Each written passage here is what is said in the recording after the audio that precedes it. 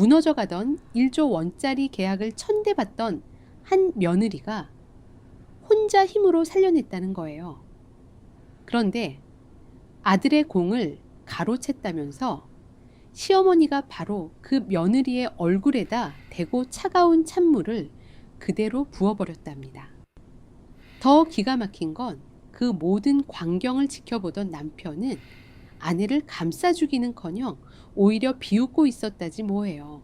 도대체 그 집안에서 무슨 일이 있었던 건지 지금부터 그 이야기를 해드릴게요. 새벽 4시.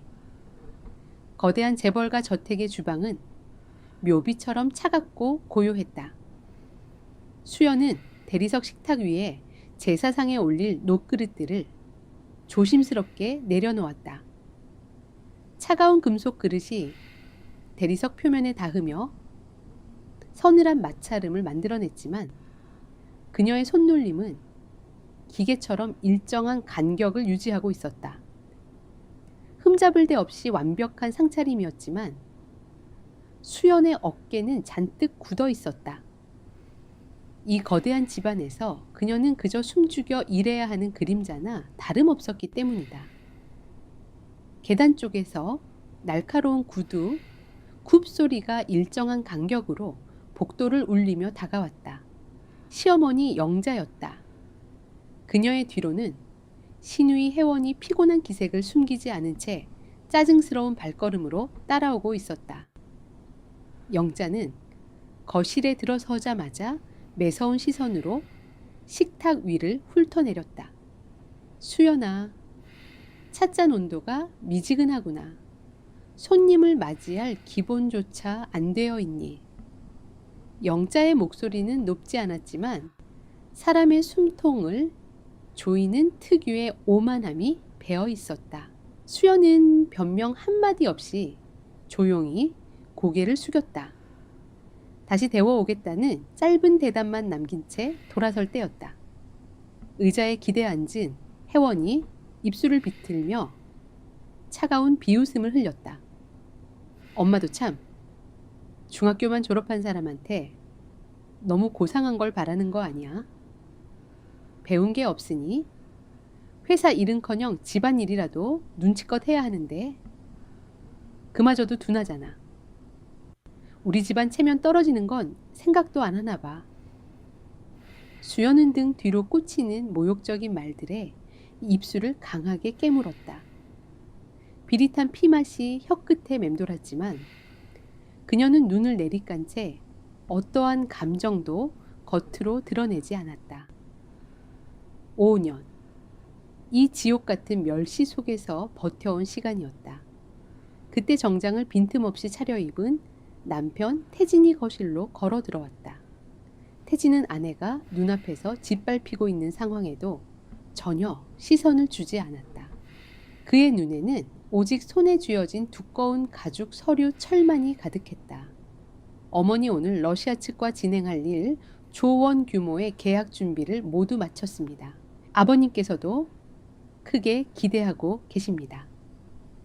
자신감에 찬 태진의 목소리에 영자의 굳은 표정이 그제야 부드럽게 풀렸다.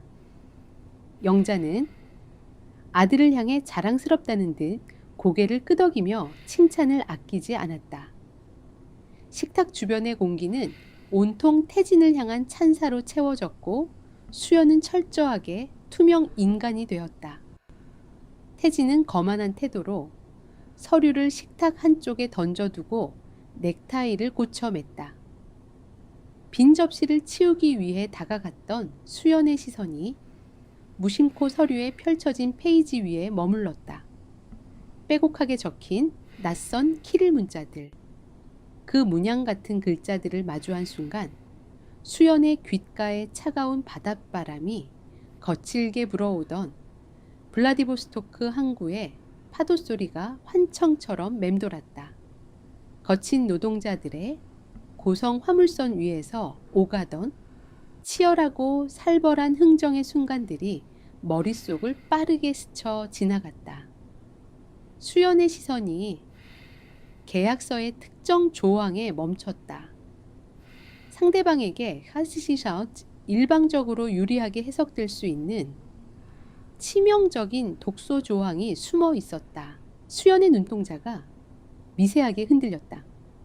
무언가 경고의 말을 꺼내려 입술을 달싹이던 그녀는 이내 묵묵히 고개를 돌렸다. 지금 자신이 입을 여는 순간 돌아올 것은 남편의 멸시와 시어머니의 분노뿐이라는 것을 너무나도 잘 알고 있었기 때문이다. 시간이 흘러 오전 10시가 되었다. 저택의 거대한 응접실은 회의 준비로 팽팽한 긴장감이 흐르고 있었다. 태진은 여유로운 미소를 지으며 완벽한 승리를 확신하고 있었다. 바로 그때였다. 응접실의 육중한 나무 문이 거칠게 열리며 날카로운 마찰음이 복도 전체에 울려 퍼졌다. 태진의 수석 비서가 창백하게 질린 얼굴로 뛰어들어왔다. 단정했던 정장은 심하게 구겨져 있었고 임에는 식은땀이 맺혀 있었다. 전무님, 큰일 났습니다. 비서의 목소리는 형편없이 떨리고 있었다. 그 한마디에 응접실의 공기가 순식간에 얼어붙었다. 태진은 불쾌한 기색을 숨기지 않으며 미간을 구겼다. 무슨 호들갑입니까? 똑바로 보고하세요. 비서가 마른 침을 힘겹게 삼키며 절망적인 소식을 내뱉었다.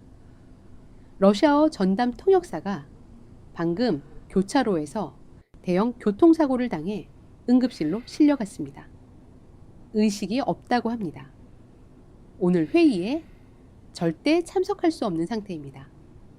태진의 얼굴에서 여유로운 미소가 씻은 듯이 사라졌다. 자리에 앉아 있던 영자 역시 충격에 빠져 손에 쥐고 있던 찻잔을 테이블 위로 신경질적으로 밀쳐냈다. 도자기가 부딪히며 불안한 소음을 만들어냈다. 대체 그게 무슨 소리야? 당장 다른 통역사를 구해. 돈은 얼마든지 줘도 좋으니까 당장 대령하란 말이야. 태진이 이성을 잃고 핏대를 세우며 소리쳤지만 비서는 고개를 푹 숙인 채 사형 선고와도 같은 마지막 말을 덧붙였다. 통역회사의 인력은 오늘 일정이 모두 마감되었습니다. 그리고 더 큰 문제는 러시아 대표단을 태운 차량이 방금 저택 정문의 보안 검색대를 통과했다는 겁니다. 앞으로 3분 뒤면 그들이 이 문을 열고 들어올 겁니다. 절망적인 침묵이 거대한 저택을 무겁게 짓눌렀다. 완벽했던 태진의 계획이 산산조각 나는 순간이었다. 모두가 패닉에 빠져 허공만 바라보며 갈 곳을 잃었을 때 응접실 구석에서 묵묵히 찻잔을 정리하던 수연의 손길이 조용히 멈췄다. 바닥을 향해 있던 그녀의 차분한 눈빛이 서서히 맹수처럼 날카롭게 빛나기 시작했다. 거대한 응접실을 짓누르던 무거운 침묵은 저택의 육중한 현관문이 열리며 바닥을 긁는 둔탁한 소리에 의해 산산조각 났다. 태진의 얼굴에서 핏기가 완전히 가셨다. 조금 전까지 그가 입에 올리던 완벽한 승리와 오만한 자신감은 허공으로 증발해버렸다. 시어머니 영자 역시 우아하게 쥐고 있던 실크 손수건을 신경질적으로 구겨쥐며 불안하게 흔들리는 눈빛을 감추지 못했다. 재벌가의 안주인으로서 평생을 완벽한 체면 속에 살아온 그녀에게 손님 맞이의 치명적인 실패는 상상조차 할 수 없는 수치였다. 그때 복도 끝에서부터 압도적인 위압감을 풍기며 그룹의 절대 권력자인 시아버지 종수, 즉 회장이 걸어 들어왔다. 그의 뒤로는 덩치가 크고 험상궂은 인상의 러시아 대표단이 거친 발걸음으로 따라 들어오고 있었다. 대표단을 이끄는 중년의 러시아 남자는 날카로운 눈매로 응접실 내부를 훑어보았다. 항구 도시의 밑바닥부터 시작해 거대한 무역 기업을 일궈낸 야성적인 사업가 특유의 기운이 뿜어져 나왔다. 종수는 자리에 굳어있는 아들 태진과 비서진의 기류가 심상치 않음을 단번에 알아챘다. 그는 턱을 치켜들며 낮고 위협적인 목소리로 물었다. 통역은 어디 있느냐? 왜 인사를 올리지 않지? 태진은 침을 꿀꺽 삼키며 이마에 맺힌 식은땀을 닦아냈다. 그는 회장의 귀에 다가가 떨리는 목소리로 교통사고 소식을 쥐어짜듯 보고했다. 그 순간 종수의 얼굴이 차갑게 굳어지며 무서운 분노가 벌리쳐 올라왔다. 종수는 손에 들고 있던 지팡이로 바닥을 강하게 내리찍으며 태진을 향해 이빨을 드러내듯 속삭였다. 이 1조 원짜리 계약이 엎어지면 내 놈 자리도 끝인 줄 알아라. 무슨 수를 써서라도 당장 대안을 찾아. 절망에 빠진 태진의 시선이 허공을 맴돌다 곁에 서 있던 도현 이사에게 꽂혔다. 도현은 실무 능력이 뛰어난 임원이었지만 전문 통역사는 아니었다. 태진은 벼랑 끝에 몰린 사람처럼 도현의 팔을 거칠게 잡아 끌었다. 도현 이사, 자네 과거에 러시아 지사에서 1년 정도 근무하지 않았나? 자네가 해. 당장 저들을 테이블로 안내해. 도현의 얼굴이 사색이 되었다. 일상적인 회화와 1조 원이 걸린 법적 계약을 통역하는 것은 완전히 다른 차원의 문제였다. 도현이 당황하며 변명하려 했지만 태진은 그를 거칠게 밀어붙이며 명령을 내렸다. 계급과 권력 앞에서 도현은 어쩔 수 없이 고개를 숙이고 러시아 대표단 앞으로 걸어 나갔다. 응접실 구석에서 묵묵히 찻잔을 나르던 수연은 이 모든 총흙을 조용히 지켜보고 있었다. 겉으로는 철저히 무능한 며느리처럼 보였지만 그녀의 눈과 귀는 이미 협상 테이블에 미세한 공기 변화까지 모두 읽어내고 있었다. 협상이 시작되었다. 최고급 가죽 소파에 기대 앉은 러시아 대표단 리더가 먼저 입을 열었다. 그의 목소리는 동굴처럼 깊었고 말이 매우 빨랐다. 게다가 정통 표준어가 아닌 거친 바닷바람을 맞으며 살아온 자들 특유의 투박한 항구 지역 사투리와 은어가 짙게 깔려 있었다. 도현 이사의 동공이 걷잡을 수 없이 흔들렸다. 그는 땀을 흘리며 더듬더듬 한국어로 번역하기 시작했다. 우리 측은 이번 계약의 규모를 고려해 초기 단가를 조금 더 신중하게 논의하고 싶다고 합니다. 도현의 번역은 겉핥기에 불과했다. 수연은 물잔을 채우며 속으로 짧은 한숨을 삼켰다. 러시아 대표가 방금 뱉은 말의 진짜 의미는 그것이 아니었다. 초기 단가를 후려치려 한다면 당장 거래를 끊고 돌아가겠다는 매우 공격적이고 날선 경고가 담긴 문장이었다. 하지만 도현은 그 미묘한 은어의 뉘앙스를 전혀 파악하지 못하고 부드러운 타협의 의사로 오역해 버린 것이다. 그 치명적인 오역을 진실로 믿은 태진은 다시 거만한 미소를 되찾으며 의자 등받이에 몸을 깊숙이 기댔다. 자신이 주도권을 쥐었다고 착각한 그는 오만함이 가득한 목소리로 대답했다. 그 점은 걱정하지 마시라고 전하세요. 우리 그룹의 자금력을 믿고 처음 우리가 제시한 기중에 순순히 도장을 찍으시면 됩니다. 굳이 불필요한 힘겨루기를 할 필요는 없지 않겠습니까? 도현은 태진의 거만한 태도와 직설적인 화법을 어떻게 순화해야 할지 몰라 당황하며 더듬더듬 러시아어로 옮겼다. 그러나 부족한 어휘력 탓에 그 말은 러시아 대표의 귀에 자신들을 조롱하고 무시하는 모욕적인 언사로 전달되고 말았다. 수연의 눈매가 가늘어졌다. 상대의 자존심을 건드리는 최악의 수가 테이블 위에 던져진 것이다. 결과는 즉각적으로 나타났다. 러시아 대표의 얼굴이 붉게 달아오르며 미간에 깊은 주름이 파였다. 그는 분노를 참지 못하고 테이블 위에 놓여 있던 두꺼운 가죽 계약서 철을 집어 들었다가 대리석 테이블 위로 거칠게 내리꽂았다. 가죽과 종이가 단단한 돌에 부딪히며 채찍처럼 날카로운 마찰음이 응접실의 공기를 찢었다. 가족들과 임원들의 어깨가 동시에 움찔했다. 영자는 흠칫 놀라며 가슴을 쓸어내렸고 태진은 겁에 질린 얼굴로 몸을 움츠렸다. 러시아 대표가 짐승처럼 으르렁거리며 쏟아낸 말들은 거칠고 사나웠다. 도현은 그 분노의 폭격 앞에서 완전히 입을 다문 채 사시나무처럼 떨기만 했다. 통역이 끊기자 협상장은 순식간에 통제 불능의 아수라장이 되었다. 종수 회장의 얼굴은 수치심과 분노로 일그러져 금방이라도 태진을 향해 재떨이를 집어 던질 기세였다. 러시아 대표는 넥타이를 거칠게 풀어헤치며 자리에서 벌떡 일어났다. 그는 통역조차 제대로 준비하지 않은 한국 측의 무례함에 분노하며 손짓으로 수행원들에게 철수를 지시했다. 1조 원이라는 천문학적인 금액이 태진의 무능함과 오만함 때문에 허공으로 날아가기 직전이었다. 태진은 하얗게 질린 입술을 달싹이며 손을 뻗었지만 입에서는 아무런 말도 나오지 않았다.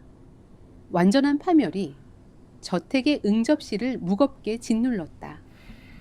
러시아 대표가 등을 돌려 응접실 문을 향해 첫걸음을 내디디려는 찰나였다. 잠시만 기다려 주십시오. 양측의 언어가 엇갈리며 치명적인 오해가 발생했습니다. 응접실 구석의 그림자 속에서 차분하지만 유리처럼 투명하고 단단한 목소리가 울려 퍼졌다. 완벽한 억양 거친 항구 지역의 사투리 특성을 정확히 꿰뚫은 완벽한 러시아어였다. 순간 밖으로 향하던 러시아 대표의 발걸음이 멈췄다. 분노로 가득했던 그의 눈동자에 짙은 호기심이 스쳤다. 태진을 비롯한 종수 영자 그리고 모든 임원의 고개가 일제히 목소리가 들려온 곳을 향해 돌아갔다. 그곳에는 늘 고개를 숙인 채 그림자처럼 지내던 며느리 수연이 서 있었다. 수연은 사람들의 경악, 어린 시선을 온몸으로 받아내며 천천히 허리 뒤로 손을 뻗었다. 5년 동안 그녀의 존재를 옥죄고 있던 낡은 앞치마의 매듭을 풀어내자 끈이 새우르륵 미끄러지며 바닥으로 툭 떨어졌다. 그녀는 꼿꼿하게 허리를 펴고 흔들림 없는 눈빛으로 협상 테이블의 중심을 향해 걸어 나왔다. 화려한 주방의 유령이 비로소 자신의 진짜 이름을 되찾는 순간이었다. 바닥으로 맥없이 떨어진 앞치마, 위로 응접실 안에 모든 시선이 쏟아졌다.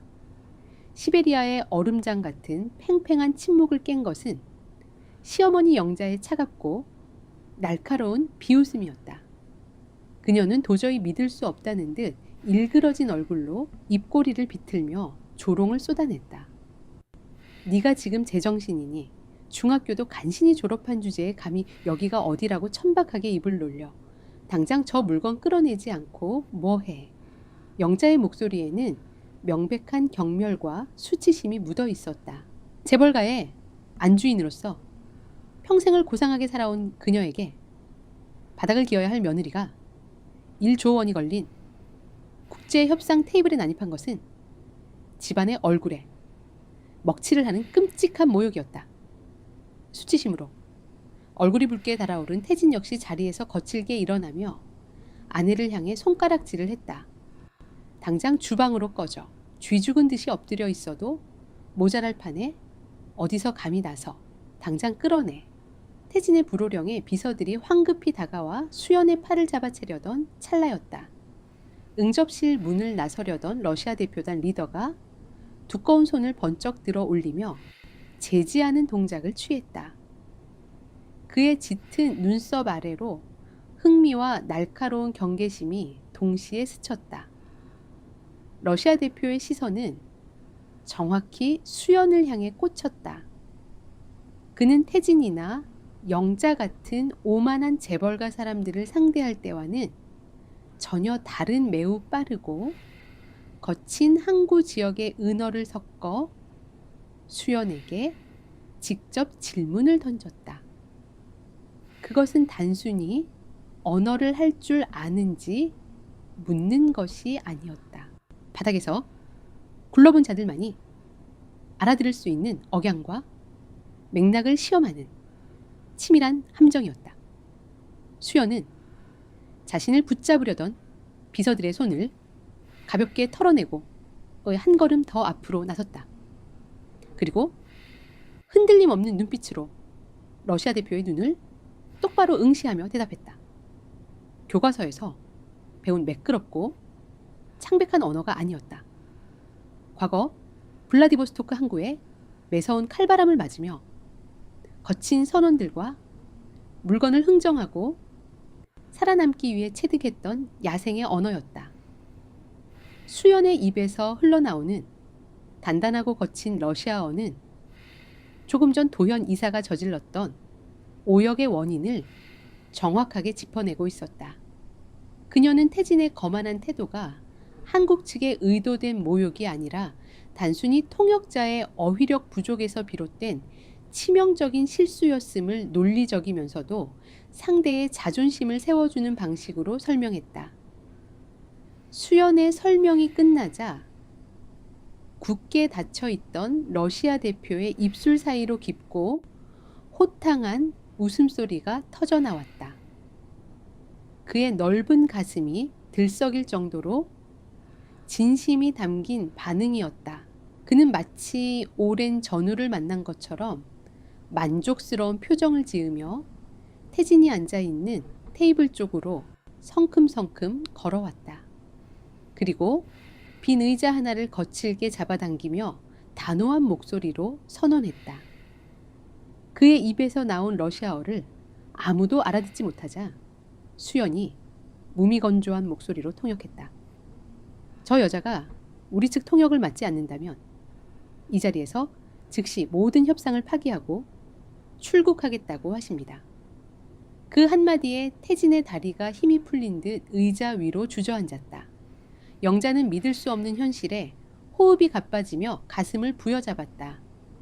그토록 멸시하고 짓밟았던 중졸 며느리의 입술에 1조 원짜리 계약의 생사가 매달려 버린 것이다. 가장 압도적인 분노를 느끼고 있는 것은 그룹의 총수인 종수 회장이었다. 그는 이빨을 꽉 깨물고 턱 근육을 실룩이며 태진을 향해 살기 어린 눈빛을 쏘아보냈다. 어떻게든 계약을 살려내라는 무언의 협박이었다. 태진은 굴욕감에 입술을 파르르 떨면서도 결국 고개를 푹 숙인 채 수연을 향해 손을 뻗어 빈자리를 가리킬 수밖에 없었다. 자존심이 밑바닥까지 짓밟히는 순간이었다. 수연은 서두르지 않았다. 그녀는 구두굽으로 대리석 바닥을 일정한 박자로 두드리며 천천히 테이블로 다가갔다. 수연이 무거운 가죽 의자를 당겨 앉는 순간 의자 다리가 바닥을 긁으며 내는 묵직한 마찰음이 마치 재벌가의 콧대를 부러뜨리는 소리처럼 응접시를 울렸다. 시어머니와 남편의 일그러진 얼굴을 정면으로 마주한 채 수연은 동등한 위치에서 협상 테이블의 중심을 차지했다. 가라앉았던 협상이 다시 급물살을 타기 시작했다. 수연의 통역은 완벽했다.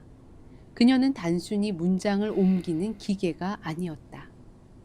러시아 측이 무리한 요구를 던질 때면 억양을 낮춰 단호함을 표현했고 타협의 여지를 보일 때는 적절한 비즈니스 경어로 분위기를 부드럽게 만들었다. 태진은 수연의 압도적인 장악력 뒤에 숨어 식은땀을 닦아내며 간신히 고개만 끄덕일 뿐이었다. 분위기가 완전히 호전되었다고 판단한 태진이 다시 얄팍한 자신감을 되찾으며 테이블 위로 준비된 최종 계약서 철을 밀어냈다. 그는 수연을 쳐다보지도 않은 채 거만한 목소리로 지시했다. 이제 충분히 달래준 것 같으니 이 초기 계약서에 서명하라고 전해. 우리가 양보할 수 있는 건 여기까지라고 확실히 못 받고. 수연은 태진이 밀어낸 계약서를 내려다보았다. 새벽에 주방에서 보았던 바로 그 서류였다. 수연의 시선이 복잡하게 얽힌 키릴 문자들 사이로 파고들었다. 눈으로 활자를 빠르게 훑어내리던 수연의 턱선이 차갑게 굳어졌다. 통역을 기다리며 그녀의 입만 바라보던 러시아 대표단과 태진 사이에 기묘한 정적이 흘렀다. 수연은 입을 여는 대신 쥐고 있던 고가의 만년필을 테이블 위에 소리나게 내려놓았다. 그리고 천천히 고개를 돌려 자신에게 명령을 내리고 있는 남편 태진의 두 눈을 서늘하게 직시했다. 5년 동안 단 한 번도 남편의 눈을 똑바로 쳐다본 적 없던 순종적이고 멍청한 며느리의 눈빛이 아니었다. 상대를 완전히 발밑으로 내려다보는 거만하고 압도적인 포식자의 시선이었다. 수연이 붉은 입술을 열고 러시아어가 아닌 한국어로 태진을 향해 또렷하게 말했다. 당신 지금 제정신으로 이 서류에 도장을 찍으려는 겁니까? 태진의 두 눈이 당혹감으로 커졌다. 수연은 태진의 반응을 무시한 채 서늘한 비수를 꽂듯 말을 이었다. 이 계약서의 세 번째 단락에 숨겨진 독소 조항을 읽지 못한 모양이군요. 당신이 이 종이장 위에 서명하는 순간 우리 그룹은 향후 10년 동안 가격 결정권을 완전히 빼앗기고 저들의 노예로 전락하게 됩니다. 그들이 파놓은 무덤에 제 발로 걸어 들어가겠다는 뜻입니까? 수연의 단호한 목소리가 넓은 응접실을 벼락처럼 내리쳤다. 1조 원의 성과에 눈이 멀어 덫을 보지 못한 태진의 어리석음이 가장 멸시하던 아내의 입을 통해 만천해 까발려지는 순간이었다. 폭풍 전야의 무거운 정적이 저택을 다시 한번 집어삼켰다. 1조 원이라는 천문학적인 숫자가 적힌 종이장이 테이블 위에서 차갑게 빛나고 있었다. 수연의 서늘한 고발이 떨어지자마자 응접실은 폭풍과 몰아치기 직전의 정막으로 가라앉았다. 시어머니 영자는 아들 태진이 무식한 며느리에게 공개적으로 뺨을 맞은 듯 모욕당한 사실에 호흡이 가빠져 목에 두른 진주 목걸이를 신경질적으로 움켜쥐었다. 가장 압도적인 분노를 드러낸 것은 태진이었다. 자신이 세운 완벽한 무대에서 평생 멸시해온 중졸 아내에게 철저히 조롱당했다는 굴욕감이 그의 이성을 마비시켰다. 태진은 주먹을 꽉 쥔 채 자리에서 벌떡 일어났다. 구두굽이 대리석 바닥을 신경질적으로 긁는 마찰음이 응접실을 울렸다. 네가 감히 여기가 어디라고? 주제넘게 입을 놀려. 네, 알량한 러시아어 몇 마디로 내 협상 테이블을 엎으려는 속셈이냐. 당장 그 얄팍한 입 다물고 내가 시키는 대로 통역이나 해. 태진의 목소리는 짐승의 표효처럼 거칠고 높았지만 그 안에는 치명적인 실수를 들켰다는 초조함이 짙게 배어 있었다. 종수 회장 역시 눈을 가늘게 뜨고 아들 태진의 얼굴과 테이블 위 계약서를 번갈아 노려보며 무거운 압박감으로 공기를 짓눌렀다. 하지만 수연은 남편의 분노 앞에서 눈 하나 깜짝하지 않았다. 오히려 그녀의 입계는 여유롭고 차가운 미소가 아주 옅게 번졌다. 그녀는 등바디에 가볍게 몸을 기대며 남편을 향해 쏘아붙였다. 제가 입을 다물면 저들이 파놓은 독소 조항에 서명하는 순간 1조 원이 아니라 3조 원의 손실을 떠안게 될 겁니다. 향후 10년간 부품 가격 변동에 따른 추가 비용을 전적으로 우리가 부담한다는 그 악랄한 문장을 정말로 이해하지 못하고 넘어갈 작정이었습니까? 수연의 날카로운 지적에 임원들이 일제히 숨을 들이켰다. 태진의 얼굴이 종이장처럼 창백하게 질렸다. 그는 더듬거리며 반박하려 했지만 입술만 달싹일 뿐 논리적인 방어를 해내지 못했다. 계약서에 교묘하게 숨겨져 있던 함정을 완벽하게 놓친 자신의 무능함이 회장과 모든 임원 앞에서 발가벗겨진 순간이었다. 수연은 태진의 형편없이 무너진 꼴을 완전히 무시한 채 고개를 돌렸다. 그녀의 시선은 굳은 얼굴로 상황을 주시하고 있는 러시아 대표를 향했다. 수연의 입술 사이로 흘러나오는 러시아어는 조금 전보다 훨씬 빠르고 날카로웠다. 단어를 끊어치는 억양 속에는 상대의 얄팍한 술수를 꿰뚫어 보았다는 명백한 경고가 담겨 있었다. 통역을 매개로 하지 않고 직접적으로 쏘아붙이는 수연의 화법은 블라디보스토크 항구에 얼어붙은 부두에서 잔뼈가 굵은 베테랑 밀수꾼들을 압도하던 거친 기백 그대로였다. 수연은 상대방이 준비한 계약서의 독소 조항을 한 문장 한 문장 짚어내며 반박했다. 단순히 언어의 번역이 아니라 양국의 법리적 해석 차이와 무역의 불문율을 자유자재로 다루는 완벽한 방어였다. 러시아 대표의 눈동자가 흔들렸다. 그는 눈앞에 앉은 체구 작은 동양 여성에게서 산전수전 다 겪은 노련한 거상의 기운을 느꼈다. 상대의 기세를 꺾기 위해 그가 선택한 방법은 위협이었다. 러시아 대표는 굵은 팔을 들어 올려 테이블을 거칠게 내리쳤다. 그의 주먹과 단단한 나무 식탁이 충돌하며 발생한 둔탁한 파음이 응접실 전체를 진동시켰다. 곁에 서 있던 비서진들이 흠칫 놀라 어깨를 움츠렸고 태진은 사색이 되어 한 걸음 뒤로 물러섰다. 영자는 공포에 질려 입을 틀어막았다. 러시아 대표가 위협적인 사투리를 섞어가며 이 계약 조건이 아니면 당장 협상을 결렬하겠다는 거친 으름장을 놓았다. 공포와 압박으로 상대방의 숨통을 조이는 그들 특유의 공격적인 협상 방식이었다. 그러나 수연의 표정은 바위처럼 견고했다.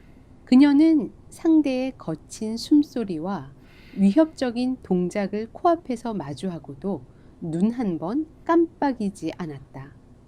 수연은 천천히 손을 뻗어 조금 전 자신이 내려놓았던 고가의 만년필을 다시 집어들었다.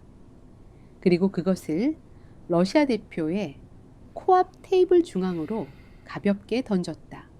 만년필이 대리석 위를 미끄러지며 내는 날카로운 마찰음이 위협적인 정막을 갈랐다. 수연은 러시아어로 한치의 물러섬 없이 대응했다. 부드럽지만 뼈가 있는 문장, 정중하지만 상대를 코너로 몰아넣는 칼날 같은 비유였다.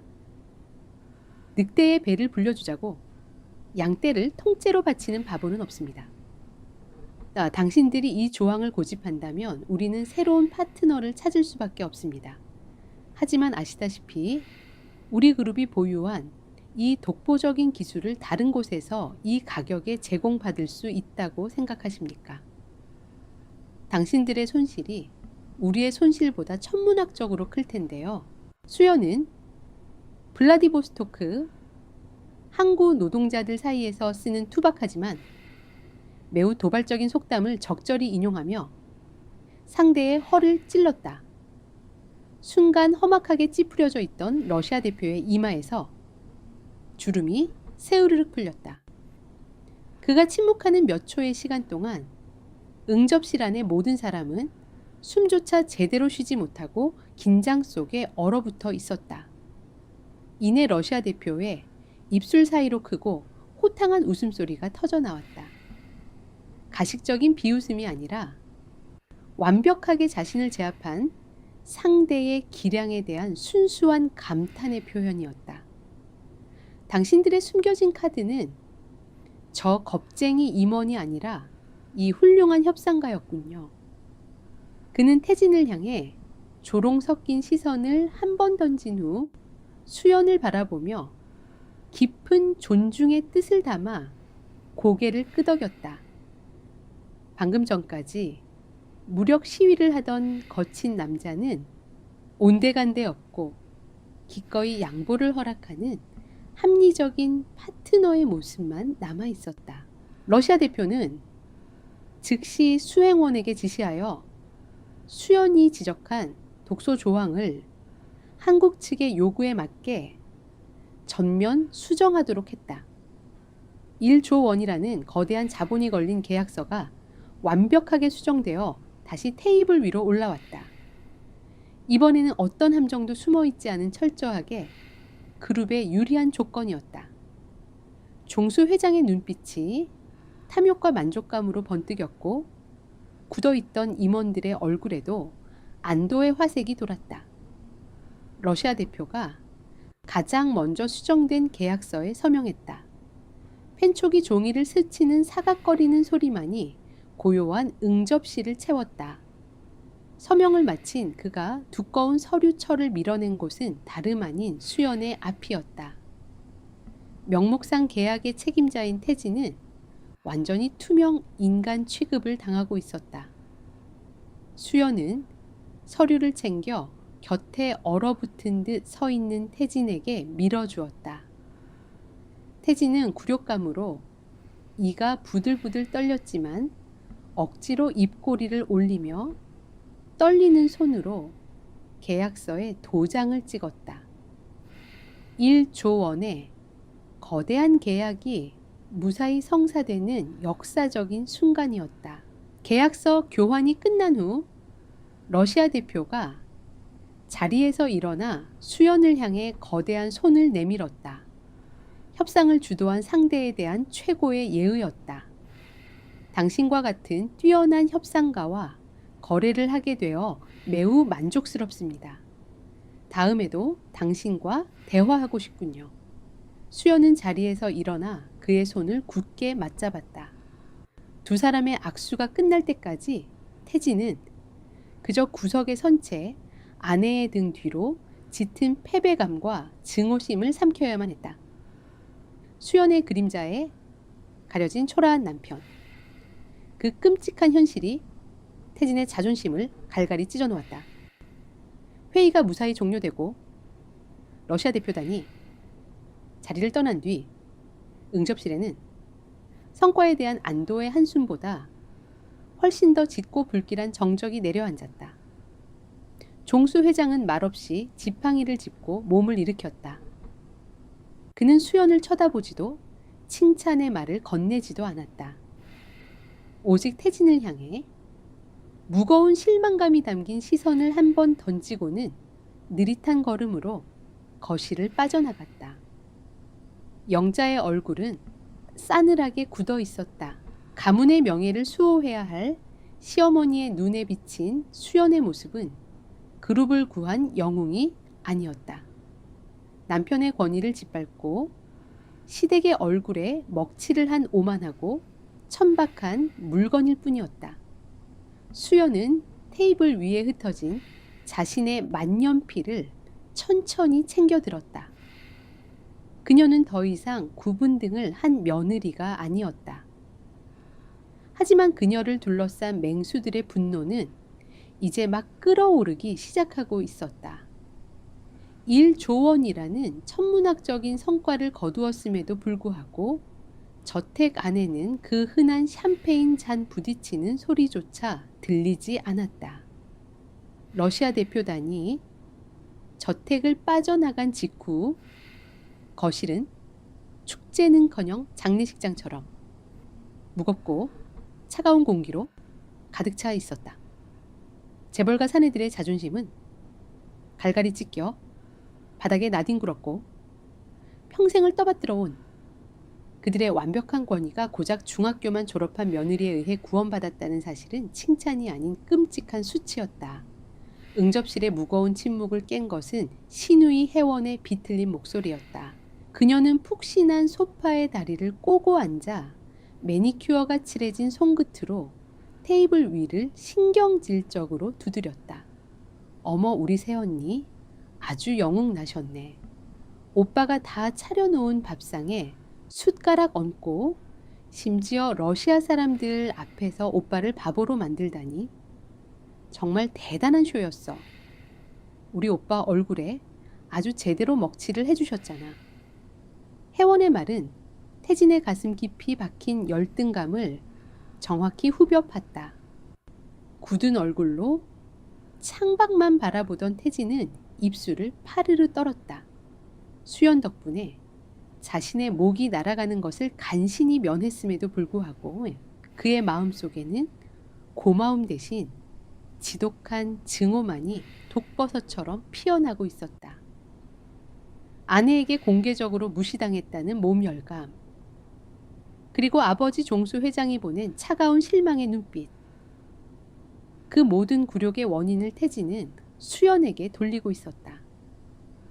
수연은 거실 한 구석에 조용히 서 있었다. 그녀의 손에는 여전히 거친 항구의 사투리로 협상장을 휘어잡던 온기가 남아 있었지만 이 집안 사람들의 눈에 그녀는 여전히 멸시받아야 마땅한 천박한 존재일 뿐이었다. 수연은 아무런 대꾸도 하지 않고 바닥에 떨어져 있던 앞치마를 주워 들려 했다. 다시 본연의 자리인 주방의 유령으로 돌아가려는 찰나였다. 수연아, 이리 와서 내 앞에 서라. 가장 상석에 앉아 찻잔을 만지작거리던 시어머니 영자의 목소리가 서늘하게 거실을 갈랐다. 감정이 완전히 탈색된, 그러나 그 속에 칼날을 품고 있는 특유의 얼음 같은 목소리였다. 수연은 앞치마를 손에 쥔 채 천천히 고개를 들고 영자의 앞으로 걸어갔다. 영자는 닭이 세트 위에 놓인 찻잔 중 하나를 들어 올렸다. 방금 전까지 식지 않게 데워두었던 뜨거운 김이 완전히 식어버린 차가운 홍차였다. 영자의 눈빛은 뱀처럼 차갑고 매서웠다. 그녀는 수연을 쳐다보지도 않은 채 찻잔의 테두리를 손가락으로 매만지며 느릿하게 입을 열었다. 네가 오늘 한 짓이 그룹을 구했다고 착각하는 모양인데 단단히 오해하고 있구나.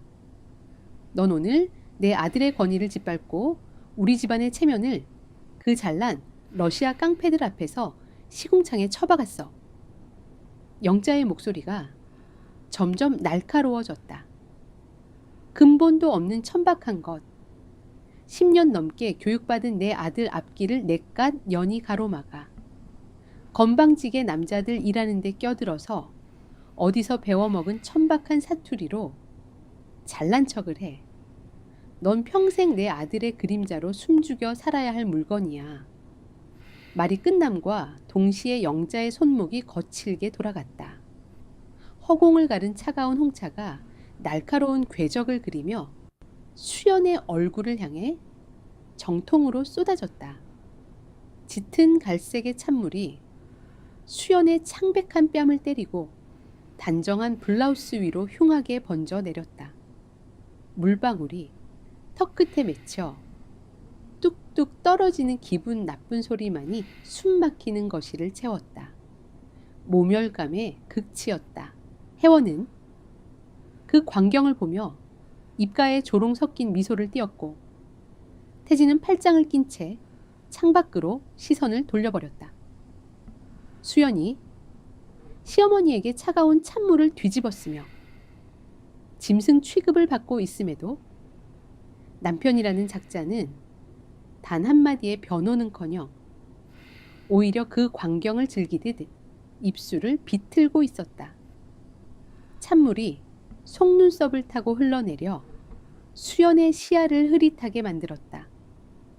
보통의 며느리였다면 바닥에 엎드려 눈물을 쏟으며 용서를 빌었을 것이다. 하지만 수연은 찬물을 닦아내지 않았다. 그녀는 고개를 숙이는 대신 천천히 턱을 치켜들고 자신을 짐벌레 보듯 내려다보는 영자의 두 눈을 서늘하게 직시했다. 5년. 시댁의 폭력적인 멸시와 억압 속에서 남편의 비겁한 방관 속에서 묵묵히 버텨온 시간이었다. 단 한 번만이라도 남편이 자신을 인간으로 존중해 주기를, 가족으로 품어주기를 바랐던 얄팍한 희망이 방금 쏟아진 찬물과 함께 차갑게 식어 바닥으로 곤두박질쳤다. 수연의 눈동자에 맺힌 것은 눈물이 아니었다. 그것은 완벽한 환멸이자 지독하게 얽힌 인연의 끈을 스스로 끊어내겠다는 서늘한 선전포고였다. 수연은 손에 쥐고 있던 낡은 앞치마를 대리석 바닥 위로 미련 없이 던져버렸다. 천이 바닥에 부딪히며 내는 둔탁한 마찰음이 억눌렸던 노예의 사슬을 끊어내는 파음처럼 들렸다. 그녀의 돌발 행동에 영자의 미간이 거칠게 구겨졌다. 이 미친년이 지금 뭐 하는 짓이야. 어디서 감히 눈을 동그랗게 뜨고. 영자가 삿대질을 하며 자리에서 일어나려 했지만 수연의 입에서 흘러나온 얼음장 같은 목소리가 그녀의 움직임을 묶어버렸다. 제가 아니었다면 어머님의 그 잘난 아드님은 오늘 아버님 손의 회사에서 빈털터리로 쫓겨났을 겁니다. 수연의 반격에 태진이 이성을 잃고 소리치며 다가왔다. 이 천박한 여편네가 끝까지 입을 안 다물어 당장 무릎 꿇고 빌어. 태진이 수연의 어깨를 거칠게 잡아채려 손을 뻗었다.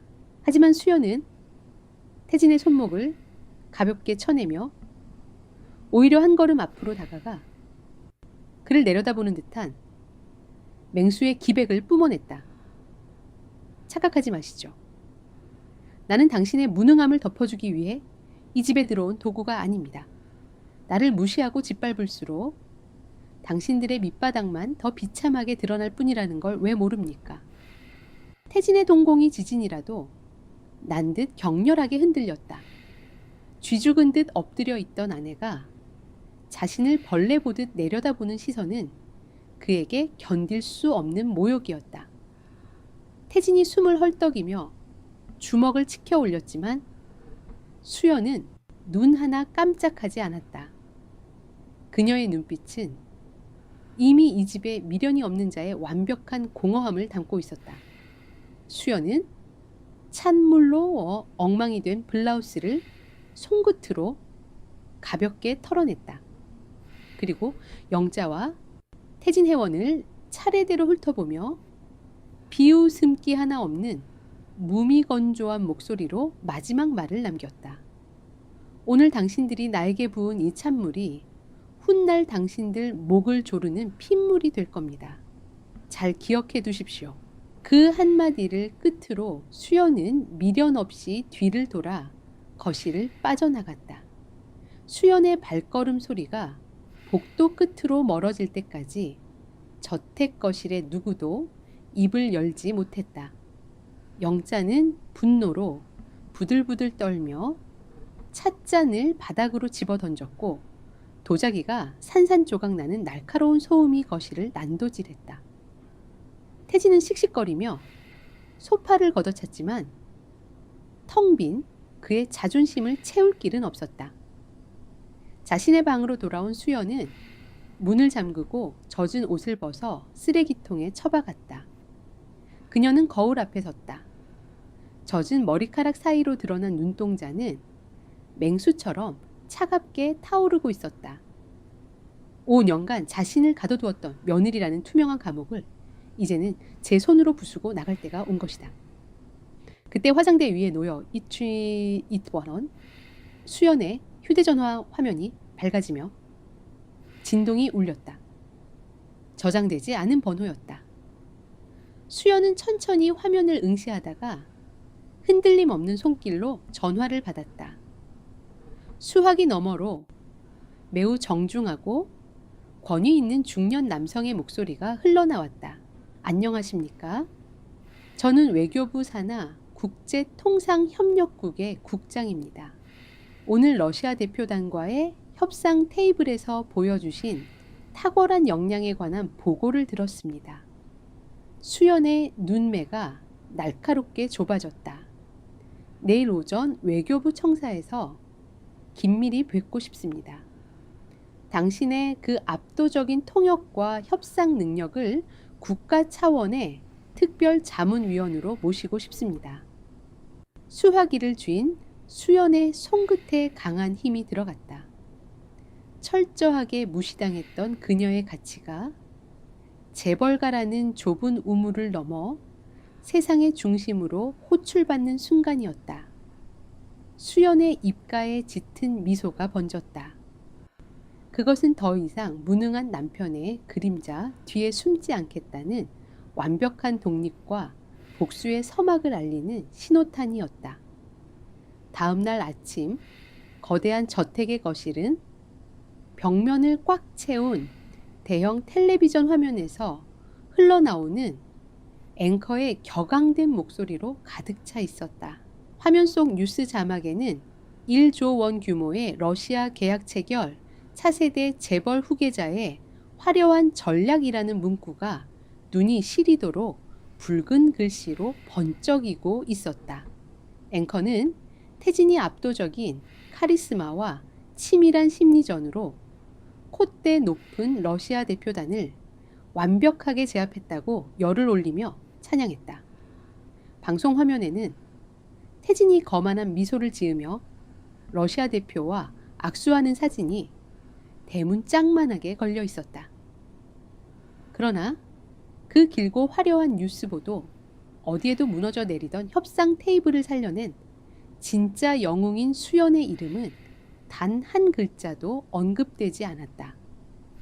철저하게 지워진 그녀의 존재감 위로 태진의 조작된 영웅담만이 독버섯처럼 화려하게 피어나고 있었다.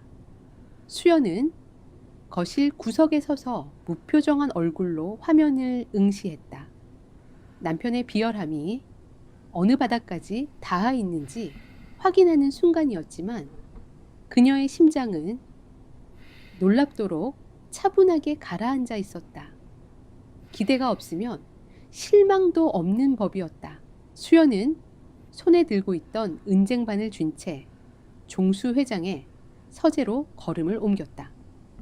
매일 아침 회장에게 갓 우려낸 차를 올리는 것은 5년간 단 하루도 빠짐없이 강요받아 온 그녀의 족쇄 같은 일과였다.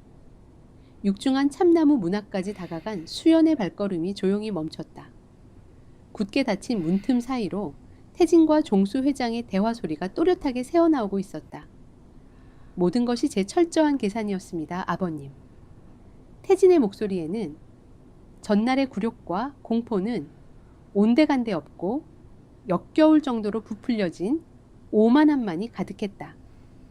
그 천박한 여편네가 러시아 항구 바닥에서 굴러먹었다는 건 예전부터 알고 있었습니다. 일부러 그 사실을 숨기고 가장 결정적인 순간에 협상 테이블에 던져 넣은 겁니다. 교양 있고 세련된 통역사 대신 그들의 거친 밑바닥 사투리를 쓰는 카드를 내밀어 러시아 대표의 기선을 제압하려는 제 고도의 심리전이었습니다. 수연의 손가락이 은쟁반의 가장자리를 파고들 듯 강하게 움켜쥐었다.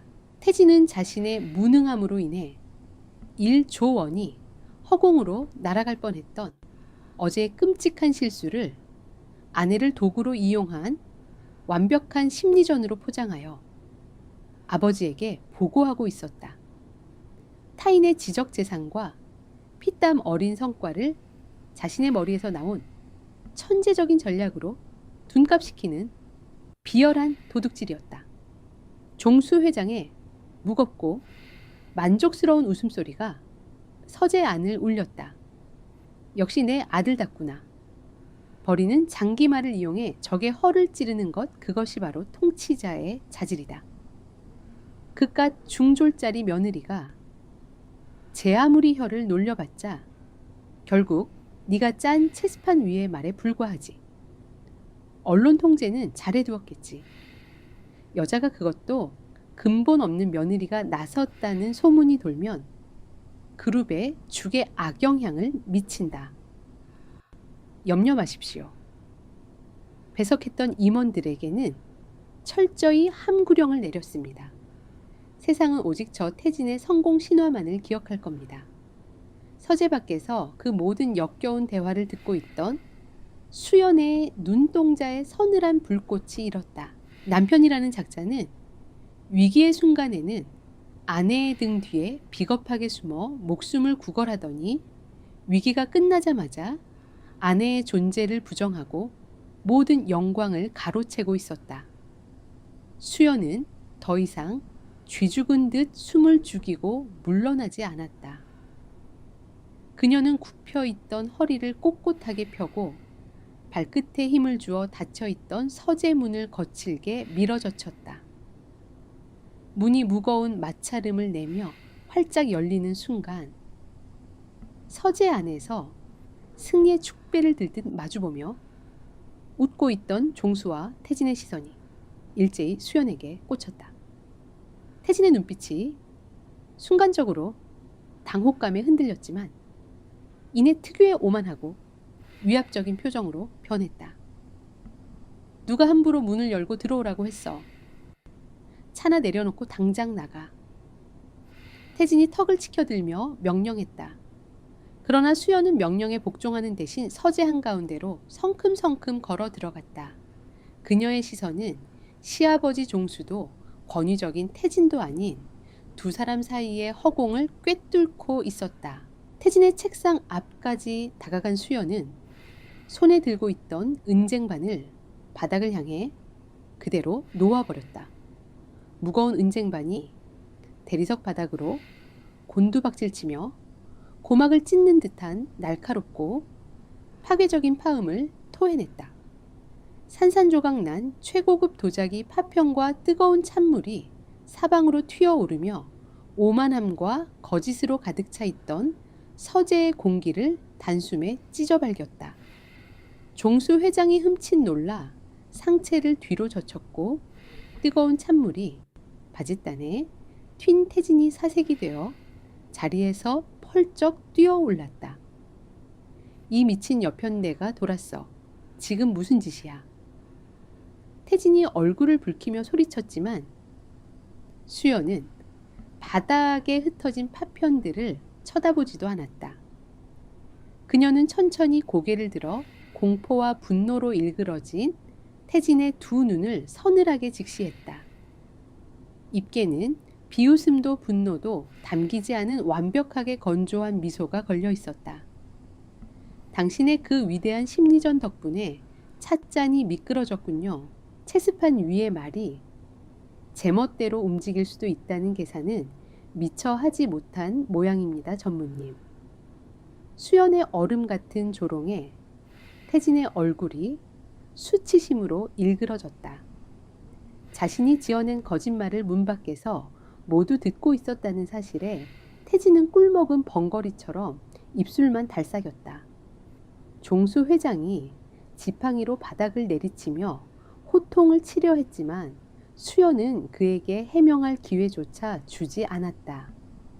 그녀는 파편이 흩어진 바닥을 구두 굽으로 밟고 지나가며 태진을 향해 무미건조한 한마디를 던졌다. 당신의 그 초라한 영웅놀이 마음껏 즐겨두십시오. 거짓으로 쌓아 올린 성이 무너질 때 당신이 깔리게 될 파편은 이 찻잔 조각보다 훨씬 날카로울 테니까요. 수연은 태진의 변명이나 발악을 들을 가치도 없다는 듯 서재를 미련 없이 빠져나왔다. 문이 차갑게 닫히는 소리가 두 남자의 얄팍한 자존심을 진문 깨고 지나갔다. 자신의 방으로 돌아온 수연은 옷장을 열어 외출을 준비했다. 전날 밤 외교부 국장으로부터 걸려온 비밀스러운 제안에 확답을 주기 위해서였다. 옷을 갈아입으려던 찰나 방문에서 매우 조심스러운 노크 소리가 들렸다.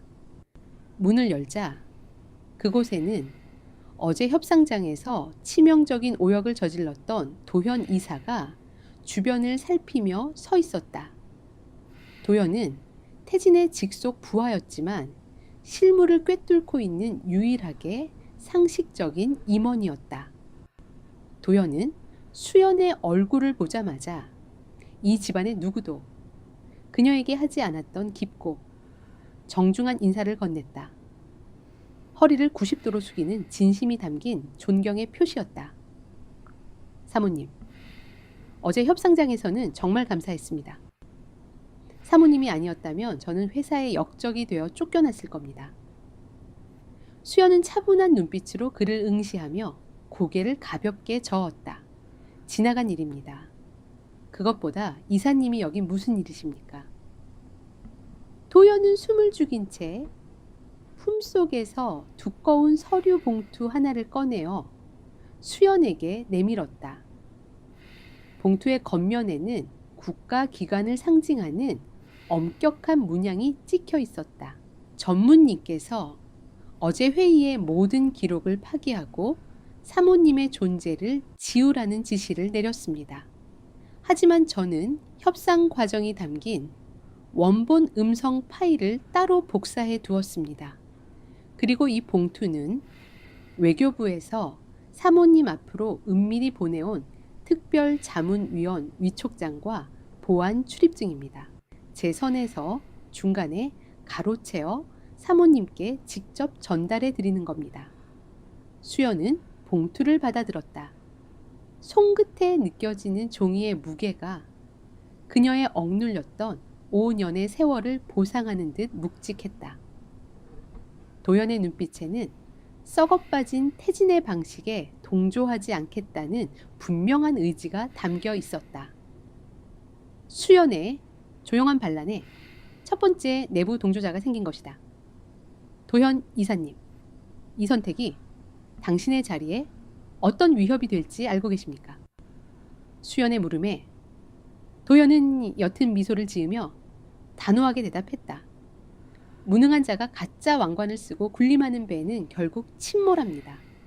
저는 진짜 실력자에게 베팅하는 것뿐입니다. 도현이 정중하게 인사를 남기고 물러난 뒤 수연은 봉투에서 외교부의 출입증을 꺼내 들었다. 낡은 앞치마를 두르고 주방의 그림자로 살았던 그녀의 이름 3글자가 국가의 심장부를 출입할 수 있는 권력의 증표 위에 찬란하게 새겨져 있었다. 수연은 거울을 바라보았다. 5년 만에 처음으로 그녀는 검은색의 단정하고 날카로운 정장을 꺼내 입었다. 시댁의 숨막히는 룰에 맞춰 입던 칙칙하고 수수한 원피스는 모조리 바닥에 내팽개쳐졌다. 피피처럼 붉은 립스틱을 입술에 덧바르는 수연의 눈동자의 남편과 시댁을 향한 서늘한 단두대의 날이 번쩍이고 있었다. 거짓된 영웅놀이에 취해 있는 남편의 숨통을 끊어놓을 완벽한 무기가 이제 그녀의 손에 쥐어졌다. 화려한 재벌가 저택의 아침 햇살은 언제나 거만할 정도로 눈이 부셨지만 수연의 방안 공기만큼은 서늘하게 가라앉아 있었다. 그녀의 눈빛은 거울 속 자신을 응시하고 있었지만 시선은 더 먼 곳 철저하게 부서진 자신의 5년이라는 시간을 관통하고 있었다. 이 집안 사람들은 수연의 숨통을 조여 죽였다고 믿었겠지만 그녀는 치명적인 독을 품고 살아남은 포식자였다. 오전 11시 시어머니 영자의 지시를 받은 나이 든 가사도우미가 수연의 방문을 조심스럽게 두드렸다. 그녀의 손에는 거대한 세탁 바구니가 들려 있었다. 그 안에는 어제 저녁 혜원이 입고 나갔던 온갖 얼룩과 향수 냄새가 찌든 실크 드레스와 고급 블라우스들이 산더미처럼 쌓여 있었다. 가사도우미는 늘 그랬듯 수연의 발밑에 세탁 바구니를 밀어 넣으며 시어머니의 서늘한 명령을 기계적으로 읊었다. 작은 사모님, 사모님께서 아가씨 실크 옷들은 세탁소에 맡기지 말고 전부 손빨래해서 다림질까지 끝내놓으라고 하셨습니다. 그리고 오늘 저녁 태진 전무님의 계약 성사 축하 파티가 있으니 주방 보조를 맡아 음식 준비에 차질 없게 하라는 분부도 있으셨고요. 과거의 수연이었다면 군말 없이 고개를 숙인 채 무릎을 꿇고 차가운 물에 손을 담갔을 것이다. 1조 원의 계약을 구원하고도 며느리라는 이름에 가장 비천한 하녀로 부려먹히는 굴욕적인 현실. 그것이 이 집안이 그녀를 철저하게 짓밟고 길들이는 방식이었다. 하지만 수연은 바구니를 내려다보지도 않았다. 그녀는 천천히 고개를 돌려 가사도우미의 당혹스러운 눈빛을 똑바로 응시했다. 수연의 입가에 서늘한 조소가 번졌다. 그 세탁 바구니 그대로 들고 나가서 쓰레기통에 처박으세요. 아니면 혜원 아가씨 방 침대 위에 쏟아버리든가요. 제 알바 아닙니다. 수연의 입에서 나온 상상조차 할 수 없는 반역적인 발언에 가사도우미의 입이 떡 벌어졌다. 수연은 당황한 가사도우미를 밀어내고 바구니를 발끝으로 거칠게 걷어찼다. 세탁물이 바닥으로 쏟아지며 내는 마찰음이 순종적이었던 며느리의 마지막 족쇄가 부서지는 소리처럼 들렸다. 그리고 어머님께 전하세요. 오늘 저녁 축하 파티에는 가장 귀한 손님으로 참석할 테니 제 자리를 상석에 비워두시라고요. 수연은 가사도우미의 경악을 뒤로 한 채 외투를 걸치고 미련 없이 방을 빠져나왔다. 저택의 무거운 현관문을 열고 나서는 그녀의 걸음걸이에는 깃털처럼 가벼운 해방감과 칼날처럼 날카로운 살기가 동시에 서려 있었다. 수연을 태운 검은색 세단이 도착한 곳은 국가의 권력이 가장 은밀하게 움직이는 외교부 청사의 비밀 접견실이었다. 엄격한 보안 검색을 거친 그녀를 맞이한 것은 전날 통화했던 백발이 성성한 국제통상 협력국 국장이었다. 그는 수연을 보자마자 자리에서 일어나 재벌가 며느리가 아닌 한 명의 위대한 협상가에게 바치는 깊은 존경의 인사를 건넸다. 먼 걸음 해주셔서 감사합니다. 수연 위원님. 국장의 입에서 흘러나온 그 호칭은 수연의 심장 깊은 곳에 묻혀있던 자존감을 강하게 끄집어냈다. 국장은 곧바로 본론으로 들어갔다. 그가 내민 태블릿 화면에는 어제 태진이 서명했던 일, 조원 규모의 러시아 계약서 사본과 그 뒤로 얽혀있는 수많은 정부 지원금 내역이 빼곡하게 적혀 있었다. 우리 정부는 이번 러시아와의 대규모 무역 협정에 천문학적인 국고를 지원할 예정이었습니다. 하지만 어제 태진 전무가 체결한 이 계약서에는 치명적인 결함이 있습니다. 위원님께서 독소 조항을 막아주셨음에도 불구하고 태진 전무가 독단적으로 추가한 단서 조항 하나가 우리 정부의 기술 유출을 초래할 위험을 안고 있더군요. 수연의 눈빛이 날카롭게 번뜩였다. 그녀는 태블릿 화면을 빠르게 훑어내렸다. 태진이 수연의 통역을 거치지 않고 회장의 눈에 들기 위해 무리하게 끼워 넣은 기술 양도 관련 부속 합의서였다. 국가의 이익을 팔아넘겨 자신의 얄팍한 공로를 세우려 한 역겨운 배신 행위였다. 국장은 굳은 표정으로 서류를 한 장 더 꺼내어 수연의 앞으로 밀었다. 이 계약이 이대로 발효된다면 그룹뿐만 아니라 국가 경제에 막대한 타격이 옵니다. 정부는 이 계약의 전면 재검토를 결정했습니다. 그리고 그 재협상의 정원을 어제 협상장에서 완벽한 장악력을 보여주신 위원님께 일임하고자 합니다. 그 서류는 다름 아닌 태진이 체결한 계약을 즉각 중지시킬 수 있는 정부의 비상명령서이자 수연을 수석 협상대표로 임명하는 공식 위촉장이었다.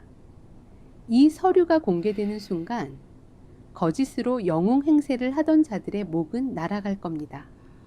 위원님께서 직접 그 단두대에 칼자루를 쥐시겠습니까?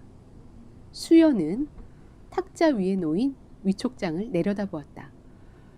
5년간 남편의 멸시와 시댁의 폭언 속에서 숨죽여야 했던 이유, 단 한 번도 남편을 밟고 일어설 무기가 없었던 자신의 초라한 과거가 스쳐 지나갔다. 수연은 천천히 손을 뻗어 서류에 서명했다. 팽긋이 종이를 긁으며 지나가는 묵직한 소리가 그녀의 결혼 생활의 사형을 선고하는 판사봉의 타격음처럼 접견실을 울렸다. 기꺼이 쥐겠습니다. 가짜 왕관을 쓴 자의 목을 베어내는데 이보다 완벽한 칼은 없으니까요. 수연이 외교부를 나섰을 때 해는 이미 저물어 도시의 불빛이 핏빛처럼 타오르고 있었다. 그녀의 품 안에는 태진을 완벽하게 파멸시킬 정부의 비상명령서와 어제 도연 이사가 넘겨준 태진의 무능함이 낱낱이 녹음된 협상장 음성 파일이 고스란히 들어있었다. 같은 시각 재벌가 저택의 화려한 거대한 연회장에서는 오직 태진만을 위한 화려한 축하 파티가 한창이었다. 수십 명의 그룹 임원들과 정재계 인사들이 샴페인 잔을 부딪히며 태진의 가짜 영웅담에 아부의 말을 쏟아내고 있었다. 시어머니 영자는 화려한 실크 한복을 차려입고 입가에 자만심 가득한 미소를 띤 채 손님들을 맞이했고, 신우이 회원은 더러운 빨래를 팽개치고 사라진 수연을 비웃으며 오빠의 권력을 등에 업고 거만하게 굴고 있었다. 종수 회장은 만족스러운 얼굴로 아들의 어깨를 두드리며 곧 태진을 차기 후계자로 공식 지명하겠다는 뜻을 암시했다. 거대한 저택 전체가 태진의 거짓된 승리에 취해 역겨운 춤을 추고 있었다. 그 순간이었다. 연회장의 거대하고 무거운 흑단나무 문이 거칠게 열리며 날카로운 마찰음이 유쾌한 음악 소리를 단숨에 찢어 발겼다. 문이 벽에 부딪히는 소리와 함께 샴페인 잔을 쥐고 있던 사람들의 시선이 일제히 입구 쪽으로 쏠렸다. 그곳에는 칙칙한 앞치마를 두른 초라한 며느리가 아니었다. 핏빛처럼 붉은 수트를 빈틈없이 차려입고 입술에 서늘한 조소를 머금은 수연이 서 있었다. 그녀의 하이힐 굽이 대리석 바닥을 찍어 누르며 일정한 박자로 연회장 한가운데를 향해 걸어 들어왔다. 그 꼿꼿하고 당당한 걸음걸이는 이 집안의 안주인인 영자조차 뿜어내지 못했던 압도적이고 치명적인 여왕의 기백이었다. 그녀의 손에는 남편, 태진의 목을 날려버릴 서류가 들려 있었고, 가슴 안쪽에는 5년간 썩어 문드러진 결혼 생활을 영원히 끝장낼 차가운 이혼 서류가 피를 머금은 단검처럼 숨겨져 있었다. 파티장의 공기가 급격히 얼어붙으며 거대한 폭풍이 태진의 가짜 왕좌를 덮치기 1초 전에 섬뜩한 정적이 내려앉았다. 연회장에 무거운 흑단나무 문이 거칠게 열리며 벽에 부딪히는 둔탁한 파음이 터지자 샴페인 잔을 부딪히며 가짜 영웅을 찬양하던 임원들과 정재계 인사들의 움직임이 일제히 얼어붙었다. 핏빛처럼 붉은 수트를 빈틈없이 차려입고 뾰족한 하이힐을 신은 수연이 거만한 시선으로 연 회장 내부를 훑어내렸다. 평소라면 주방 구석에서 낡은 앞치마를 두른 채 손님들의 빈 접시나 치우고 있어야 할 며느리의 등장에 화려한 실크 한복을 입고 거드름을 피우던 영자의 얼굴이 순식간에 흉하게 일그러졌다. 저 미친년이 지금 제정신이야. 당장 끌어내지 않고 뭐해. 영자가 분노로 파르르 떨며 소리쳤지만 수연의 압도적이고 서늘한 기백에 눌린 비서들은 섣불리 다가서지 못하고 엉거주춤 굳어 있었다. 태진은 한 손에 들고 있던 크리스탈 샴페인 잔을 꽉 쥔 채 자신의 완벽한 축하 파티를 망치러 온 아내를 향해 핏발선 눈을 부릅떴다. 네가 감히 여기가 어디라고 기어들어 와. 당장 내 눈앞에서 꺼져. 태진의 고함이 연 회장을 쩌렁쩌렁 울렸지만 수연은 눈 하나 깜짝하지 않았다. 오히려 그녀의 입계는 먹잇감을 조롱하는 포식자의 서늘한 미소가 짙게 번졌다. 수연은 하이힐 굽으로 대리석 바닥을 일정한 박자로 두드리며 임원들이 길을 터준 중앙 통로를 가로질러 가장 상석인 종수 회장과 태진의 테이블 앞까지 다가갔다. 왜요 전무님? 1조 원이라는 천문학적인 성과를 올린 이 역사적인 축하 자리에 그 계약을 성사시킨 진짜 주역이 빠지면 섭섭하지 않겠습니까? 수연의 도발적인 한마디에 옆 테이블에 앉아있던 신우이 회원이 코웃음을 치며 자리에서 벌떡 일어났다. 웃기지도 않아. 오빠가 짜놓은 완벽한 판에서 러시아어 몇 마디 읊었다고 아주 네가 영웅인 줄 착각하나 본데. 너같이 천박한 중졸짜리가 나설 자리가 아니야. 당장 꿇어앉아서 엄마한테 빨래나 내팽개친 거 빌어도 모자랄 판에. 혜원이 수연의 어깨를 거칠게 밀치려 손을 뻗는 순간이었다. 수연은 시선을 돌리지도 않고 혜원의 손목을 낚아채어 허공으로 매몰차게 꺾어 넘겼다. 혜원이 고통스러운 비명을 지르며 바닥으로 나동그라지는 마찰음이 연 회장에 끔찍하게 울려 퍼졌다. 손님들의 입에서 경악의 숨소리가 터져나왔다. 영자가 비명을 지르며 딸에게 다가갔고 종수 회장의 얼굴은 모욕감으로 붉게 달아올랐다. 종수 회장이 쥐고 있던 묵직한 지팡이로 바닥을 강하게 내리찍으며 짐승처럼 으르렁거렸다. 이 천박한 물건이 기어이 미쳤구나. 내년이 내 집안의 명예를 짓밟고 무사할 줄 아느냐. 태진은 이성을 잃고 테이블 위에 놓인 샴페인 병을 집어 던질 듯 움켜쥐었다. 내 손에 죽고 싶지 않으면 당장 꺼져. 하지만 수연은 뒤로 물러서기는커녕 가장 중앙에 놓인 빈 의자를 굽이 높은 구두로 거칠게 걷어차 당긴 후 다리를 꼬고 오만하게 주저앉았다. 그녀는 핸드백에서 손가락 2마디만 한 은색 녹음기를 꺼내어 식탁 한가운데에 소리나게 내려놓았다. 금속이 식탁의 유리에 부딪히며 내는 파열음이 사람들의 숨통을 조였다. 수연의 시선이 공포와 분노로 일그러진 태진의 두 눈을 정면으로 꿰뚫었다.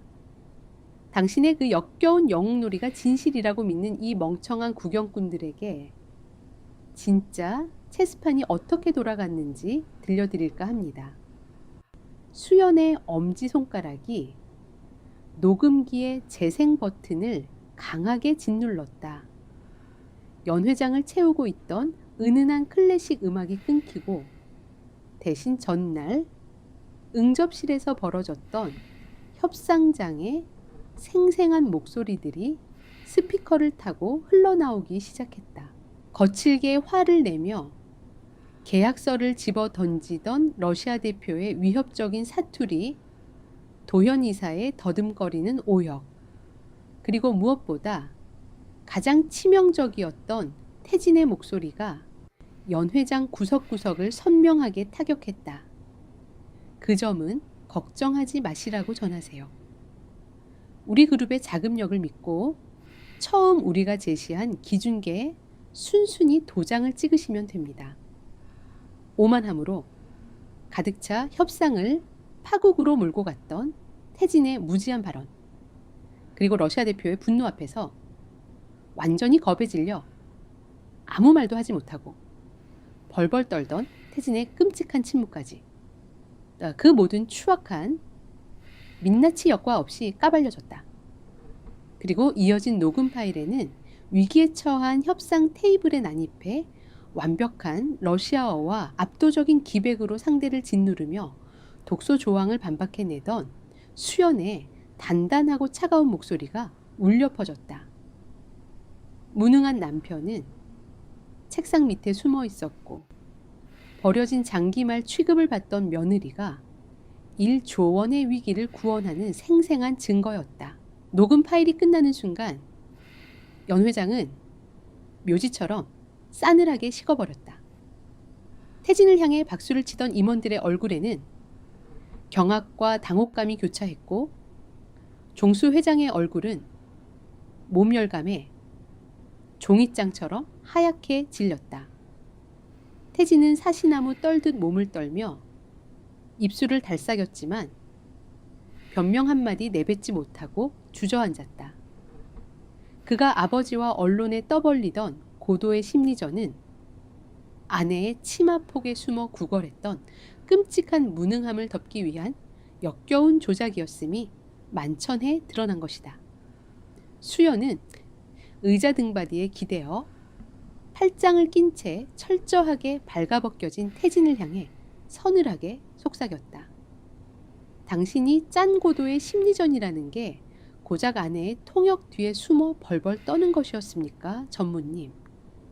치욕을 견디지 못한 태진이 짐승처럼 울부짖으며 식탁을 양손으로 엎어버리려 했다. 와인잔과 접시들이 바닥으로 쏟아지며 산산조각이 났고 사람들은 비명을 지르며 뒤로 물러섰다. 태진이 수연의 목을 조르기 위해 핏발선 눈으로 다가가려는 찰나였다. 연 회장의 문이 다시 한번 거칠게 열렸다. 이번에 나타난 사람은 태진의 부하 직원이자 수연에게 녹음 파일을 건넸던 도현 이사였다. 그의 등 뒤로는 건장한 체격의 정부 관계자들과 외교부 소속의 법무팀 직원들이 차가운 표정으로 따라 들어오고 있었다. 도현 이사는 바닥에 나뒹구는 태진과 종수 회장을 완벽하게 무시한 채 수연의 앞까지 걸어와 허리를 90도로 꺾어 깎듯이 인사했다. 그의 손에는 붉은색 관인이 찍힌 두꺼운 서류철이 들려 있었다. 수연 수석 협상위원님, 외교부의 지시에 따라 해당 계약서에 얽힌 정부 지원금 중단 통보서와 재협상 권한 위임장을 가져왔습니다. 도현의 깍듯한 존칭과 정부 관계자들의 등장에 연 회장의 공기는 완전히 압도되었다. 태진의 눈동자가 초점을 잃고 미친 듯이 흔들렸다. 시어머니 영자는 그 자리에 풀썩 주저앉아 숨을 헐떡였고 종수 회장은 믿을 수 없는 현실에 심장을 부여잡고 지팡이를 떨어뜨렸다. 5년 동안 이 집안에서 가장 비천한 취급을 받던 수연이 1조 원의 목줄을 쥔 가장 거대하고 치명적인 권력자로 군림하며 남편의 숨통을 정확히 조여드는 완벽한 처형식이었다. 연 회장 바닥에 흩어진 깨진 유리 조각들이 날카롭게 빛나며 종수 일가의 추락한 자존심을 비추고 있었다. 도현 이사와 함께 등장한 정부 관계자들의 차가운 시선 앞에 조금 전까지 파티의 주인공 행세를 하던 태진은 사형 선고를 기다리는 죄수처럼 하얗게 질려 있었다. 도현 이사는 태진의 곁을 그림자처럼 스쳐 지나갔다. 그의 눈에는 한때 자신의 상사였던 무능한 남자에 대한 일말의 동정심조차 담겨 있지 않았다. 그는 수연의 앞으로 다가가 정부의 붉은 관인이 선명하게 찍힌 서류철을 깎듯이 건네며 보고했다. 수연 위원님, 이 서류는 태진 전무가 체결한 계약서에 포함된 국익 침해 조항을 근거로 정부 지원금을 즉각 중단하고 계약 자체를 원점에서 재검토하라는 대통령 직속 특별 명령서입니다. 대통령이라는 단어가 도연의 입에서 나오는 순간 종수 회장의 눈이 경악으로 커졌다. 그는 떨리는 손으로 지팡이를 다시 집으려 했지만 힘이 풀린 손가락은 허공을 휘저을 뿐이었다. 아들의 얄팍한 공명심이 그룹의 명운을 넘어 국가의 심기까지 건드렸다는 끔찍한 사실이 그의 심장을 강타했다. 수연은 도현이 건넨 서류를 받아들었다. 그녀는 그 서류를 읽어보는 신용조차 하지 않았다. 대신 태진이 파놓은 함정을 낱낱이 파헤치며 연 회장에 모인 모든 이들에게 그의 무능함과 배신을 선포했다. 태진 전무는 자신의 무능함을 덮기 위해 그리고 아버지에게 인정받고 싶다는 얄팍한 욕심 때문에 우리나라의 핵심 반도체 기술을 러시아 측에 헐값으로 넘기는 부속 합의서에 독단적으로 서명했습니다. 이 서류는 그 반역 행위에 대한 국가의 심판장입니다.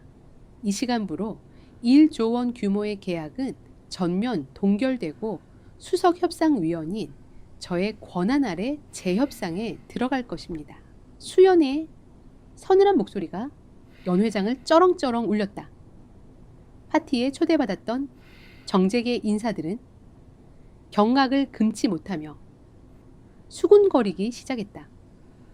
태진의 성공 신화가 사실은 그룹과 국가의 등을 찌르는 치명적인 배신 행위였다는 사실에 모두가 등을 돌렸다. 종수 회장은 더 이상 버티지 못하고 거친 숨을 몰아쉬며 의자 위로 쓰러지듯 주저앉았다. 그의 입에서 짐승의 신음 같은 소리가 흘러나왔다. 평생을 바쳐 쌓아 올린 철옹성이 그가 가장 신뢰했던 아들의 손에 그리고 그가 가장 멸시했던 며느리의 손에 무너져 내리는 순간이었다. 수연은 품 안에 숨겨두었던 또 다른 서류 한 장을 꺼내들었다. 그것은 차갑고 단단하게 접힌 이혼 서류였다. 그녀는 바닥에 주저앉아 넋이 나간 태진의 앞으로 걸어가 그의 발밑에 서류를 집어던졌다. 종이장이 허공을 가르며 날아가는 소리가 비수처럼 날카로웠다. 이건 당신과 나 사이에 남은 마지막 계약서입니다. 수연은 태진을 발밑으로 내려다보며 5년간 겪어온 모든 멸시와 모욕을 담아 얼음장 같은 목소리로 말했다. 서명해. 당신의 그 잘난 권력과 재산난은 단 한 푼도 필요 없어. 내가 원하는 건 오직 하나, 당신이라는 역겨운 오물로부터 완벽하게 해방되는 것뿐이야. 태진이 떨리는 눈으로 바닥에 떨어진 이혼 서류를 내려다보았다. 위자료 포기, 각서가 선명하게 찍혀 있었다. 그는 잠시 실성한 사람처럼 웃음을 터뜨리더니 이내 분노로 이글거리는 눈으로 수연을 올려다보았다. 내깟 년이 감히 날 버려 돈 한 푼 없이 이 집에서 쫓겨나면 넌 다시 항구 바닥을 기어다니는 벌레 신세야. 내 아내라는 이름표가 없으면 넌 아무것도 아니라고. 수연은 태진의 발악을 비웃음으로 받아쳤다. 그녀는 피피처럼 붉은 수트 주머니에서 만년필을 꺼내어 뚜껑을 열었다. 그리고 태진의 손목을 거칠게 낚아챈 뒤 그의 손가락을 억지로 벌려 펜을 쥐어주었다. 저항하는 태진의 손등을 뾰족한 펜촉으로 강하게 짓누르자 그의 손등에서 붉은 피가 배어 나와 하얀 이온 서류 위로 뚝뚝 떨어졌다. 당신 아내라는 이름표는 내게 영광이 아니라 구역질 나는 족쇄였어. 그리고 똑똑히 봐. 나는 당신 없이도 얼마든지 빛날 수 있지만 당신은 나 없이는 단 한 줄의 계약서조차 제대로 읽지 못하는 무능한 껍데기일 뿐이야. 수연이 태진의 손을 강제로 잡아 끌어 피로 얼룩진 서류의 서명란에 그의 이름을 거칠게 휘갈겼다. 서류가 찢어질 듯 날카로운 마찰음이 마지막 인연을 끊어내는 비명처럼 들렸다. 서명이 끝나자마자 수연은 태진의 손을 오물을 털어내듯 뿌리쳤다. 그녀는 더 이상 뒤를 돌아보지 않았다. 심장을 부여잡고 쓰러진 시아버지도 실신한 채, 바닥에 쓰러진 시어머니도 넋이 나간 채, 피 흘리는 손을 내려다보는 남편도 그녀의 시선에 담기지 않았다. 수연은 연회장을 가로질러 밖으로 걸어 나갔다. 그녀가 지나가는 길목마다 사람들이 경외와 두려움이 섞인 눈으로 길을 터주었다. 저택의 육중한 현관문이 열리고 수연이 차가운 밤 공기 속으로 걸어 나왔다. 그녀는 왼손 약지에 끼워져 있던 5년간 자신을 옥죄었던 다이아몬드 결혼 반지를 천천히 빼냈다. 그리고 미련 없이 저택 앞 분수대를 향해 던져버렸다. 반지가 물속으로 떨어지며 내는 작은 파열음이 그녀의 끔찍했던 과거를 완전히 수장시키는 마지막 의식처럼 느껴졌다. 그녀의 앞에는 외교부에서 보낸 검은색 관용차가 칠흑 같은 어둠 속에서 조용히 대기하고 있었다. 도연 이사가 차문을 열어주며 정중하게 고개를 숙였다. 이제 어디로 모실까요, 수석위원님? 수연은 붕괴하는 저택을 뒤로 한 채 차에 올라탔다. 그녀의 입가에 짙고 아름다운 미소가 피어올랐다. 나의 새로운 인생으로 차가 부드럽게 미끄러지며 어둠 속으로 나아갔다. 수연은 차창에 비친 자신의 모습을 바라보았다. 5년간 지옥의 불길 속에서 단련된 그녀의 눈동자는 그 어떤 다이아몬드보다 단단하고 찬란하게 빛나고 있었다. 그로부터 6개월의 시간이 쏜살같이 흘렀다. 대한민국 이 경제계의 지각은 한때 가장 멸시받던 재벌가 며느리였던 한 여성의 손에 의해 완벽하게 뒤흔들렸다. 태진의 그룹은 나락으로 추락했다. 정부 지원금이 전면 중단되고 수연이 이끄는 재협상 테이블에서 국익을 침해했던 모든 독소 조항이 삭제되자 그룹의 수익성은 반토막이 났다. 설상가상으로 가짜 영웅 태진의 무능함과 비리가 언론에 폭로되면서 그룹의 주가는 연일 최저점을 갱신했다. 종수 회장은 충격으로 쓰러진 후 경영 일선에서 완전히 물러났고 영자는 화병으로 자리에 누워 외부와의 접촉을 모두 끊었다. 한때 대한민국을 호령하던 재벌 가문은 텅 빈 저택 안에서 서서히 썩어가는 유령선처럼 침몰하고 있었다. 반면 수연의 인생은 눈부신 비상을 거듭했다. 그녀는 러시아 재협상을 완벽하게 성공시킨 공로를 인정받아 외교부 산하 국제통상분쟁 해결팀의 최연소 수석팀장으로 파격 발탁되었다. 그녀의 이름 앞에는 더 이상 재벌가 며느리라는 꼬리표가 붙지 않았다. 언론은 그녀를 얼음 여왕, 협상 테이블의 지배자라 칭하며 그녀의 모든 행보를 집중 조명했다. 어느 춥고 맑은 겨울날 오후 정부 종합 청사의 가장 높은 층에 위치한 국제통상위원회 회의실은 팽팽한 긴장감으로 가득 차 있었다. 오늘 회의의 안건은 추락하는 그룹을 살리기 위해 러시아 측에 읍소하며 제재 협상을 요청한 태진의 구제 금융안 심사였다. 회의실의 육중한 문이 열리고 6개월 전보다 훨씬 더 초췌하고 비참한 몰골의 태진이 힘없는 걸음으로 들어섰다. 한때 명품 수트로 감쌌던 그의 몸은 사이즈가 맞지 않는 낡은 정장 아래 왜소해 보였고 자신감으로 빛나던 눈빛은 완전히 꺼져 있었다. 그의 등 뒤로는 그룹의 임원들이 고개를 푹 숙인 채 따라 들어왔다.